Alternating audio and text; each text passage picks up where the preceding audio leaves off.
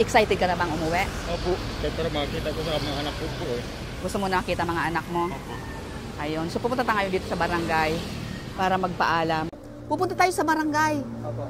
para magpaalam tayo doon. Kasi ang gagawin ko sa'yo, dadalhin muna kita sa bahay. Opo.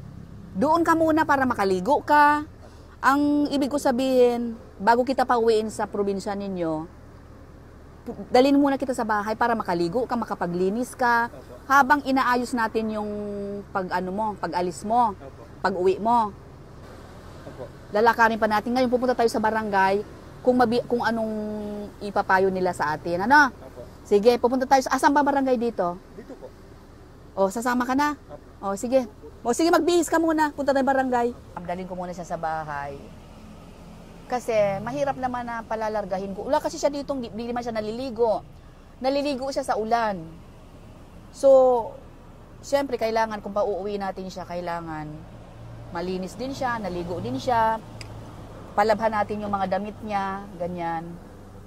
Kaya pansamantala muna, dadalhin ko muna siya sa bahay. Doon muna siya at kasama niya yung mga tauhan namin sa barracks. Ayan. Hindi naman sa bahay ko totally papupuntahin ko sa bahay, hindi doon. May barracks kasing tulugan ng mga tao namin, so doon ko siya patutulugin. So, ayun. Ayun ang plano ko sa kanya. Pero bago ko siya kukunin, punta muna kami ng barangay. Para naman syempre, mas okay kasi kapag yung magpaalam muna tayo sa barangay. Kasi dito sa barangay, kilalang kilala na siya sa barangay. Dito kasi sa mga bahay, malalaking building dito, ang ginagawa niya, 3 bahay yata ang nagpapakain sa kanya dito. Nagwawalis-walis siya, pero wala siyang sahod. Pinapakain lang siya. Binibigyan siya ng pagkain sa gabi. Mga alas 9 ng gabi. Isang beses lang siya pinapakain.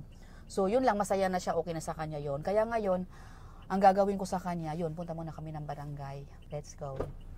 Excited ka na bang umuwi? Opo, para makita ko sa mga anak ko po eh. Gusto mo nakita mga anak mo? Opo. Ayun. So, pupunta tayo dito sa barangay para magpaalam. Ayan, dito kami kamadam andito kami mga kamadam sa barangay. Ayan, sa barangay Putrero. At para magpaalam kami, magpaalam ako, kukunin ko muna siya pansamantala para doon muna siya lumagi sa bahay habang inaayos pa yung ID niya. Tara, let's go. Good afternoon po. Dito po yung barangay sa taas. Barangay po. Kasi po